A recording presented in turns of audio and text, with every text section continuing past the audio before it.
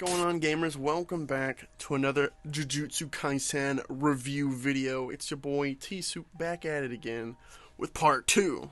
This time we're going to be going over the Goodwill Arc and the Death Painting Arc. So look forward to these thoughts. I have notes this time that I wrote down on my iPad, so please excuse me, like kind of looking down here to kind of look at my notes. But the Goodwill Arc in Jujutsu Kaisen, very good so far. I'm going to do a brief recap of the Goodwill Arc and then the Death Painting Arc, and then my thoughts will be later on in the video. This is up to chapter 64 in the manga, so if you would like to read along with me, this is up to chapter 64, the end of the Death Painting Arc. So chapters 32 to 64 is this two arcs. The two arcs here. Chapter 32 to 55, chapter 32 to 54 is the Goodwill Arc, and 55 to 64 is the Death Painting Arc. Brief recap of the Goodwill event. We get this kind of set up in the prior arc, right? These Kyoto students come to the school, and of course, the old dude that is their kind of professor, he's kind of like the Gojo, I guess, of Kyoto, or like the head professor there, or the head guy, right? He comes, brings the students, they're gonna have a Goodwill event, and the Goodwill event is kind of like a battle royale where the Kyoto students and the Tokyo students compete to exercise as many spirits as possible in this kind of arena, and they're allowed to attack each other but not kill each other. But Gakuganji, the old guy, plots to assassinate Itadori, and he tasks his students to do that. So Todo, Mai, Miwa, Momo, they're all tasked with assassinating Itadori. Not all of them are on board at first, but they kind of have to go through with it because they want to appeal to, you know, the authority there. So they go along with it, and some of them are excited to do it, like Todo and Mai are fully willing to assassinate Itadori if they have to. So out the gate we get Itadori versus Todo, a very good fight, very, very good. We have some very good matchups. So we have like Panda versus Mekamaru, we have Nobara versus the girl on the broom, Momo, we have Maki versus Miwa, and then eventually Maki versus Mai, which is a very good one. And then while all of these good fights are happening, they're fighting over the spirits. Itadori's trying to stay alive, not get assassinated by these guys, you know, not get teamed up on. Then the special grade spirit team, the evil guys lurking in the shadows, they come up onto the scene, they throw up a curtain, you know, kind of trapping them in somewhat, and their goal is to attack the students there and make a big distraction while some of them go in and steal the Sukuna's fingers that you learn that the Jujutsu Academy was holding on to. That's something that you learn about later, that what their true objective was to steal these fingers from the Academy. So they send in the tree demon guy, Hanami, very cool design, really liked him, and the curtain that they set up is specifically designed just to keep Gojo out, because that's the only one who really matters of this kind of professor group. They don't really care about the other little teachers or professors. All they care about is making sure that Gojo can't get in. So Gojo can't come in and just wreck shop, you know, like he does. And so they are able to cause a lot of chaos, get them all riled up, and thankfully this kind of also saves Itadori from the Kyoto students, because the Kyoto students have to stop fighting and trying to carry out their primary objective of assassinating Itadori, and then they now have to focus on these special grade curses that have infiltrated. And so some of the other fights before I move on were like Fushiguro versus Noritoshi Kamo. That guy was pretty interesting. He had like a bow and he had some sort of blood power thing. Relatively interesting, but of all the new characters from the Kyoto group, I would probably say that he was my least favorite. You'll see that kind of reflected in my tier list later on. But yeah, we have some very good fights. Hanami takes multiple team-ups to take down eventually, and I believe he gets away, he gets out alive. I don't remember entirely. Or I believe he gets blasted by Gojo. Gojo takes out like most of them. Yeah, we get a really good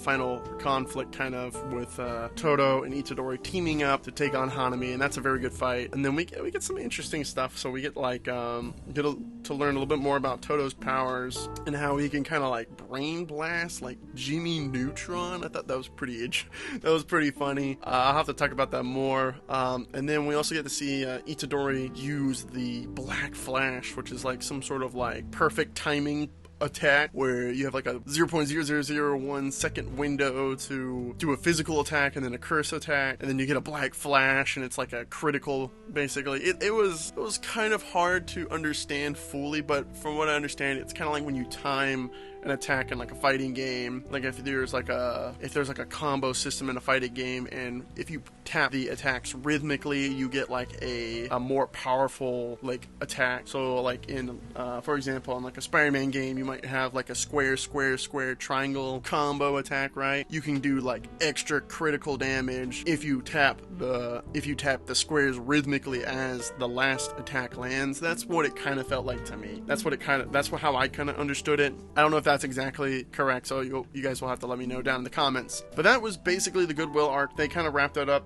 I appreciated that they were like, well, we kind of left things unfinished, so what should we do now? What they do is they do a game of baseball, and I thought that was pretty fun. I'm glad the manga is willing to do stuff like that. They have like characters like Panda and Mekamaru to kind of help break up the seriousness a bit, kind of makes it a little bit more zany, which I kind of have mixed feelings about. I'm not entirely sure if it needs the zaniness or not, or if it benefits from it as much, but it's there and it's charming, so I do like how it does it. And then the second arc that I read, the death painting art, is the arc following the Goodwill event. There's a little bit of a time skip afterwards, which is something I'm definitely going to have to expand on. The arc begins with Itadori, Nobara, and Fushiguro tasked with investigating these deaths that have taken place with similar circumstances. Basically, all of these people have been coming home to find their door open and then having some sort of issue and then dying by a cursed spirit waiting by their door, by their open door. Their investigation leads them back to Fushiguro's middle school. When you get to learn more about Fushiguro, you get to learn that he was a bit of a delinquent. He would like beat up a lot of people, and some of the students there still remembered him, and that was kind of a point.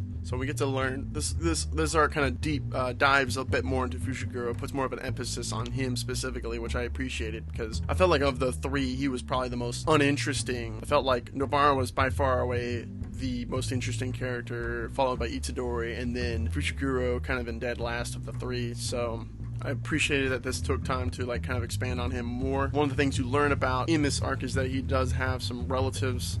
We learned that he has a sister. I believe they are like his stepsister. I would have to look at it again, but I believe it was his stepsister, and we find out that she's been like cursed and is like kind of like in this dying or sickly state because of this curse, and he's trying to find a cure for her in some form, or to get revenge or something like that. And their investigation into this case finds out, they figure out that all the victims have something to do with Yasuhachi Bridge, that they've been waking up, or they've been found unconscious underneath this bridge. And so this bridge is determined to be an iconic cursed location.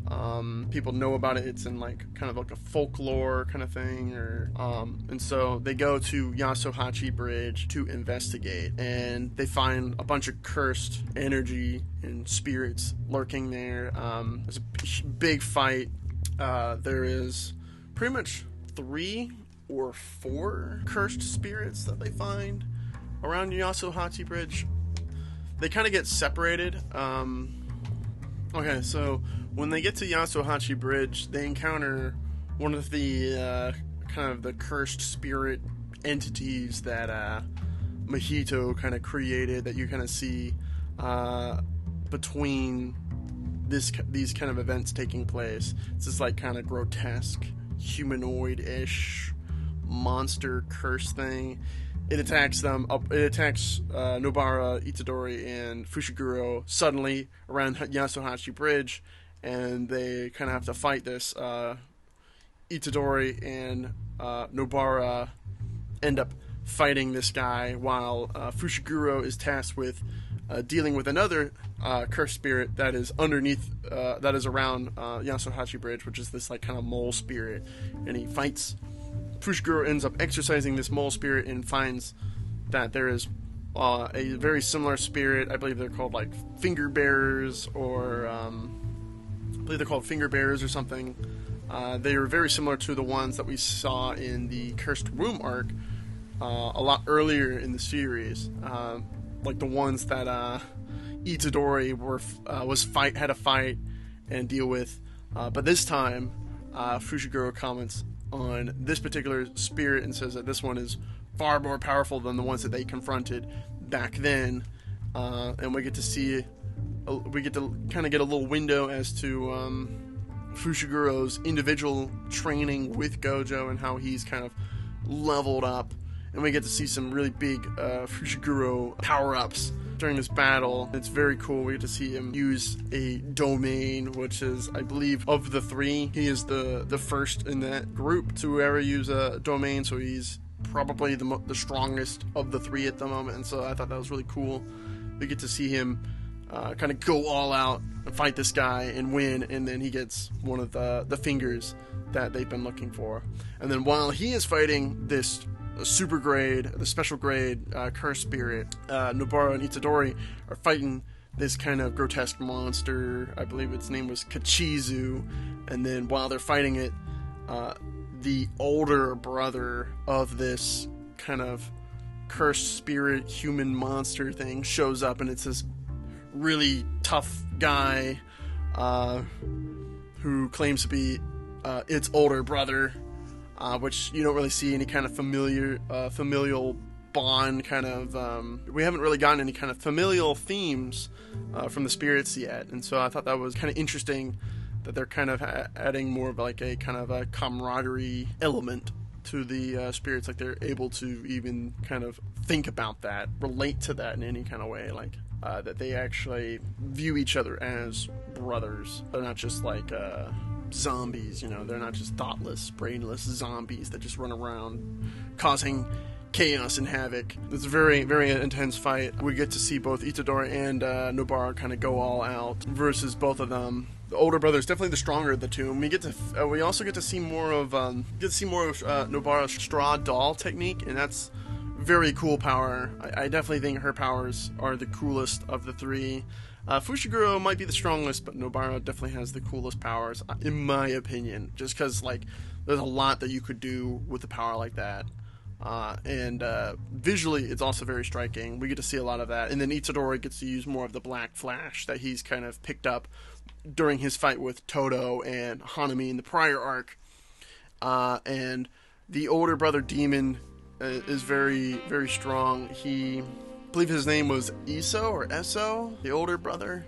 I'm going to go with Eso. I believe it's Eso. So, the older brother Eso is very strong. He uses a technique versus Nobara and Itadori that's kind of acts like a poison, and so it kind of for the most part decommissions Nobara. But then we find out that Itadori is completely immune because Sukuna is like the master of poisons or something like that. So he's just like, it just doesn't affect Itadori. So Itadori is just kind of completely unfazed, whereas Nobara has to be a little bit more creative with how she's going to get around this seemingly insta-death or somewhat, you know, super deadly poison that he's inflicted on her. So she uses her straw doll technique to basically use the poison that's affecting her to attack him. And I thought that was really, really cool how she was kind of able to use herself as like a medium for the straw doll effect versus him, and not have to actually use the doll itself, but she could use her own body in a way.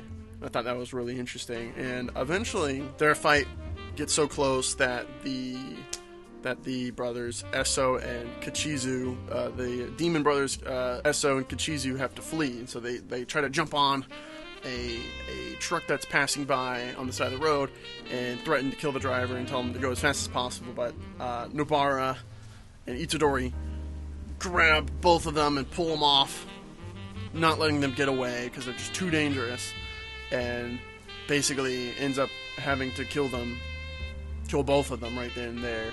They try exercising them, but then you find out that they're not entirely spirits. They are like flesh and blood, like pretty much like humans. They're like cursed humans, is what we find out. So there's this kind of moral dilemma with the characters. It's like actually having to take life and not just like exercise spirits. So they're not just exercising spirits, they're like literally killing people. So like the repercussions of having to actually kill someone and how that's kind of like talked about in the art. And so that's basically the death painting arc. They regroup with Fushiguro, they get the finger, and Itadori grabs the finger. He wasn't going to eat it, but his hand eats it because Sukuna is inside of him, and so Sukuna just eats it by creating a mouth on his hand, and they're both freaked out by that. Welcome to the thoughts part of the video where I actually go over my thoughts for both the Goodwill arc and the death painting arc. Here's some of my thoughts. I really enjoyed the Goodwill arc. I think so far in the story, the Goodwill arc is by far and away the best arc in Jujutsu Kaisen at the moment. I think it's the best just because it has the most characters that are more interesting. It has some good world building, some good lore. We get to see a more diverse application of the power system, and just kind of like the Chunin exams in Naruto. It's just really fun to watch these characters kind of go on a kind of a battle royale kind of setup. So definitely like the battle royale kind of element to this arc, and we get to see more highlights from Itadori, Gojo, Nobara, Fushiguro, and all of the other really cool characters. The best new character in this arc is definitely Todo. I really like Todo. I think they did a really good job.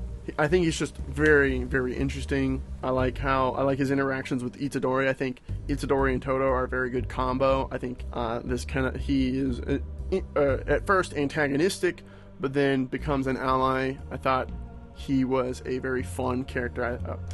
He always was doing something interesting or had something fun to say on screen, or I guess on panel, because I am reading it. But yeah, Todo is definitely my favorite character of the Kyoto group. Worst new character, Kamo, I think his name is Koritoshi, Koritoshi, something like that. Boboy. I called him Boboy in my notes. Boboy. Don't like Boboy. Uninteresting. Blood power was kind of neat. I didn't really understand it fully. I think he just like kind of buffs. It's like doping or something. He has the power of like doping. So I guess that's kind of neat. But his fight with Fushiguro kind of was left unfinished, and I wasn't super interested in what he had to say. His design was just kind of not as interesting as some of the other characters. Todo was definitely a better character. Mekamaru, kind of weird. Kind of felt like Panda. Panda's kind of weird. Panda versus Mekamaru, kind of weird. But I did like the fight. I thought Panda's powers were interesting. I like that he can kind of like morph into different like animals almost. So he's got like the gorilla mode. I thought that was kind of cool. And then Mekamaru being this kind of like wireless Jujutsu sorcerer, he kind of felt like the puppets from Naruto as well.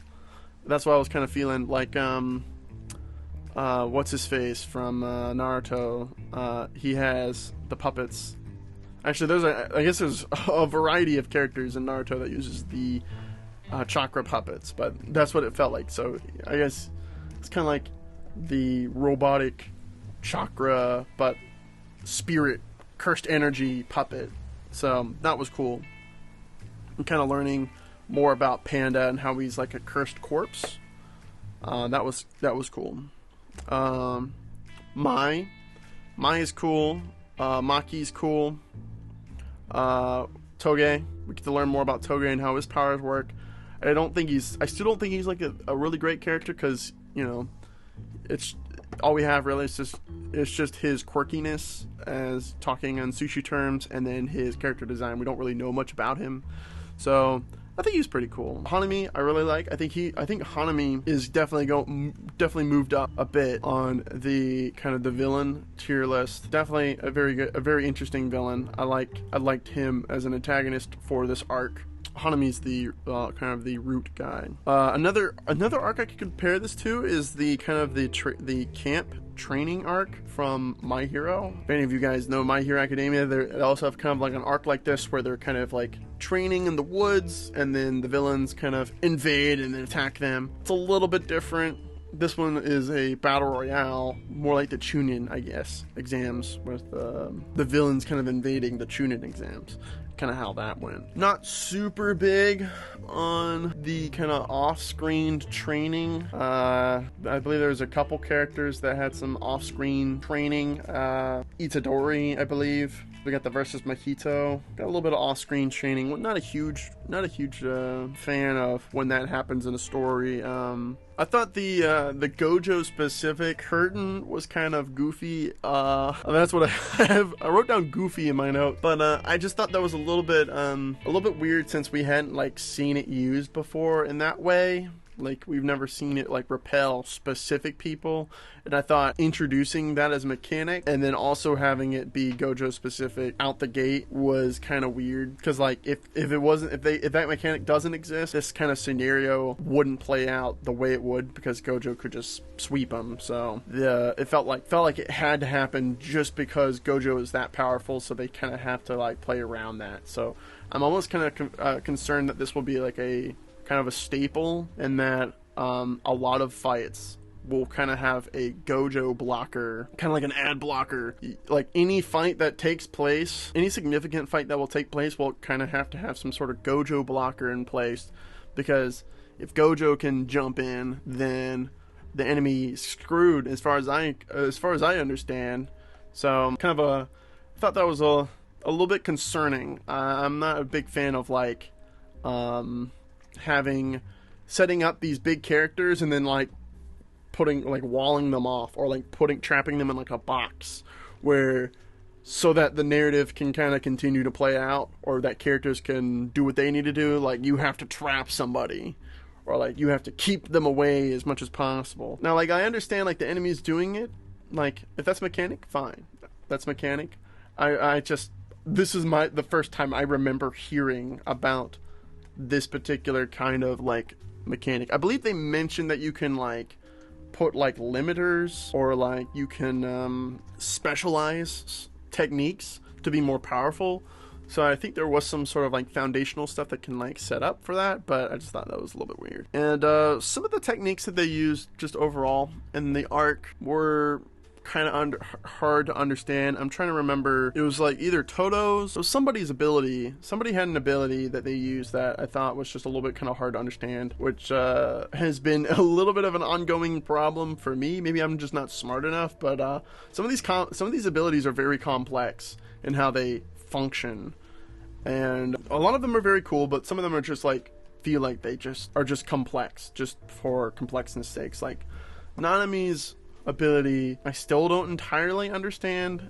I need to like watch. I feel like some of these I need to watch like a whole video breakdown, just to get through, just like to understand, like, so how does this work? What are its applications? What are its limits, right? But overall, I would say that this is my favorite arc in the series so far. I think in the next video, and if I make it part 3, we will do a arc tier list in addition to character tier list, so look forward to that. Gojo's attack was very cool. I really like the art. Gojo's kind of like reveal, kind of coming in with the domain expansion and his super purple something attack. He like summons Grimace or something, some purple thing, right? And then he just blasts all these guys, and it's like really cool, and he makes this big old hole in the ground. Very cool.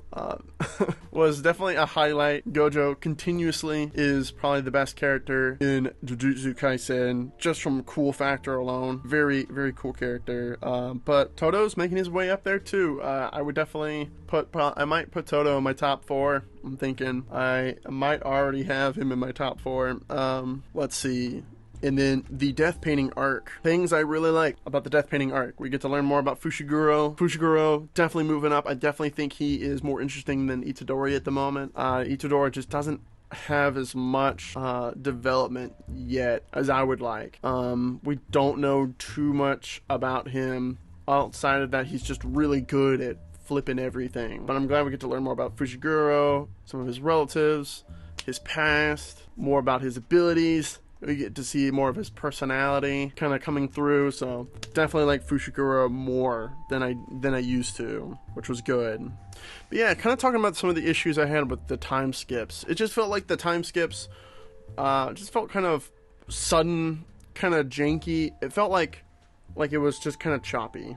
Just these cuts between these events, and then having this kind of time skip where characters will just go places and do things, and we don't get to see any of it. Because I really wanted to see more interactions between Itadori and Todo and some of the other characters during this kind of Goodwill Arc period between Goodwill Arc and the Death Painting Arc, but we don't get to see any of that, and we just go straight into the events of the Death Painting Arc, so it almost kind of feels like episodic. We don't get to see kind of this natural progression for the arc to kind of smoothly transition into the next arc, and that also kind of happened during the kind of versus Mahito arc, the versus Mahito arc with Nanami and Itadori just kind of arriving on the scene just all of a sudden, and it starts so quickly, gets kind of just jumps into the next arc so abruptly that they kind of have to go back and then fill in some of the prior details in like the subsequent chapters, where they kind of have to go back and give all this like flashbacks that could have been, you know, present time stuff, or like meanwhile kind of scenarios where like, oh, while the characters are goofing off or something, all these bad things are happening, or while they're living their day-to-day at the school. Like, we don't get to see Itadori, Nobara, Fushiguro actually going to Jujutsu High, like, or the Jujutsu Academy. Like, we don't get to see much of the academy grounds. We don't get to see them doing much academy stuff. Like, as far as I know, at the moment, the Jujutsu Academy is like, it's the only unique place in Jujutsu Kaisen that I know of at the moment. And so that was another problem I'm kind of having with the series at the moment. It feels like there's just not a lot of world building. There's a lot of lore, and then there's a lot of like interesting concept, but for the most part, the locations we're going to and the things we're seeing are just like Tokyo backdrops or Japan backdrop, forest, bridge, school, theater. Like, we're not going to the village hidden in the mist. We're not going to the Soul Society. We're not going to Huecomundo. We're not going to Water 7. We're going to Fushiguro's high school, and we're going to a theater, and we're going to a bridge, a cursed bridge. And then, like, the actual school itself, Jujutsu Academy, we don't get to see, like, really any of it. We don't get to see any of that. And that also kind of ties into this kind of time skip problem that I'm having, where they'll just, like, skip, like, multiple months or weeks between events, and I don't get to see any of these places, you know, that I'm interested in. I'm curious about Jujutsu Academy. Like, what does it do? Like, what did they learn? Like, why did they go there? Like, are they actually taking classes? Are they doing PE? Are they learning how to do cursed spells or how to exercise certain spirits? Like, what do they do there? We know they do the Goodwill event, but we don't know what the day-to-day operations are like. Like, I don't know, like, where Fushiguro lives at Jujutsu Academy, if they have dorms, you know, where they eat, you know, where they sleep, you know, what kind of activities can they do there. Like, we don't know a lot about the academy at the moment. So I hope they explore the academy more, because we don't really get to see that. We get to see a little bit of the outside and some of the buildings, but outside of that, we don't really get to see much in terms of, like, world building. And as a fan of One Piece and Naruto and Bleach, I feel like all of these series at this point in time and their own respective series did a better job of world building, and so that's something I'm a little bit not enjoying as much. I'm hoping with time Jujutsu Kaisen will pick up the slack on the world building, but everything else has been very good. I've been very happy with everything else, including the character designs, the monster designs. I think that the character and monster designs are very good, very creepy. The creature designs, some of the spirits that we see are grotesque, very interesting. In fact, there's a particular kind of style that they use for a lot of the spirits where it feels very Jujutsu Kaisen specific, and it doesn't feel like just a random, you know, ghost or spirit. It feels almost on brand for this particular series. Like, they have a very particular design aesthetic. They have a particular design aesthetic for these kind of spirits, and the character designs have been very good. I like the use of black and the high contrast outfits. It's very reminiscent of Bleach in that regard, and it looks really good in the manga. I read digitally, but I would assume that it looks just as good on the paper. These kind of inky black,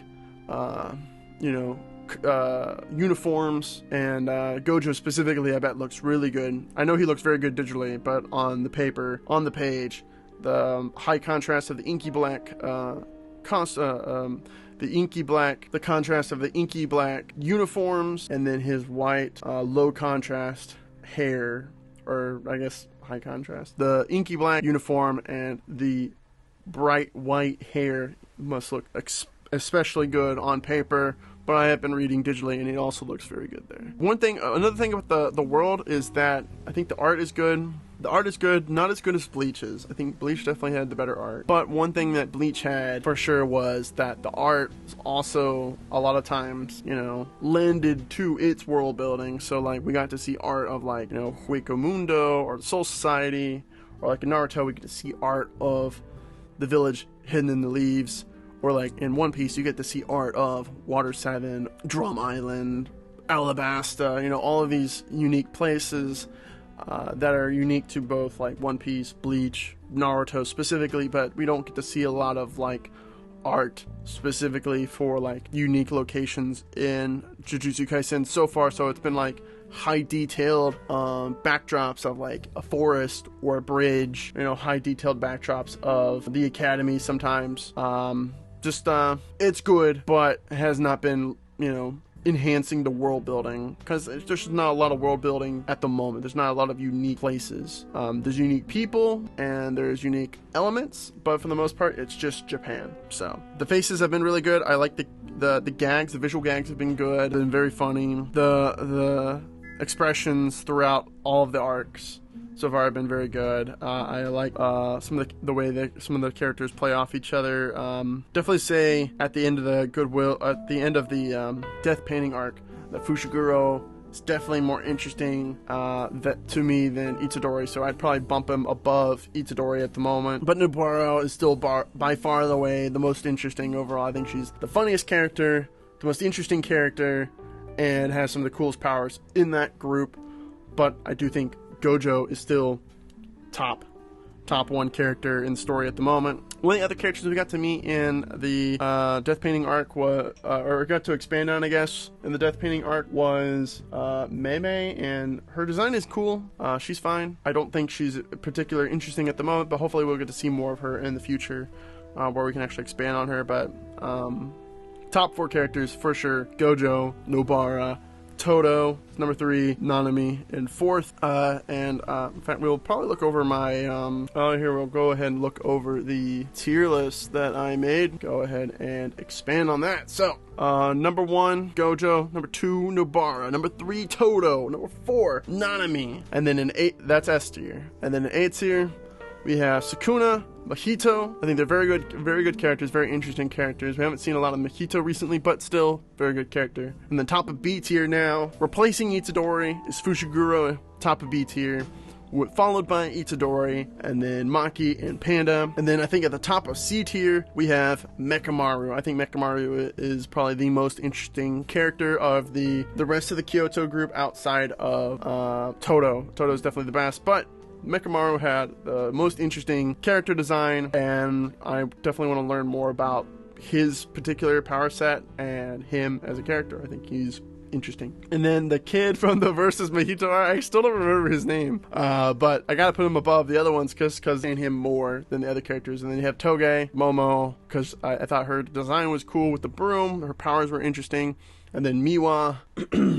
And then the professor, I don't remember her name. She wasn't entirely interesting, but she had a cool design. And then Mai, probably would move Mai a little bit farther up than I had her, but not too much farther. And then the school handler, I don't remember her name. She's better than the Bow Boy. And then pretty much all the professors, for the most part, are just secondary characters. Mei, the professor with the stuffed animals, old dude.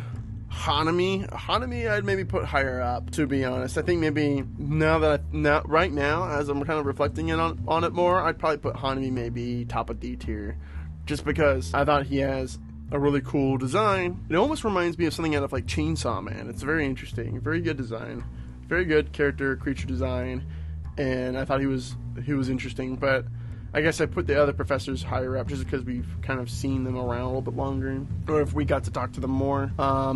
And I don't really have too much to say about any of them. I think Itadori's grandpa, probably bottom of D tier. And then Glasses Guy, handler, top of bottom tier, with the worst character in the series being some of the characters I don't remember. I don't remember ever meeting any of these characters, so Some of these are characters I don't remember, are like so insignificant to the overall plot that I don't really understand why they were even on the tier maker. So I just put them in bottom tier. But anyway, that is the tier list. But yeah, overall, very much enjoying Jujutsu Kaisen. Definitely would say the Goodwill arc is my favorite arc in the story so far. But anyway, let me know what your favorite arc in the story is so far in the comments down below. And if you enjoyed this video, be sure to hit that like button and subscribe for more videos like this in the future. But anyway, gamers, thank you so much for watching the video. I hope you enjoyed. Let me know your thoughts and opinions down below, and I will catch you gamers in the next one. Goodbye!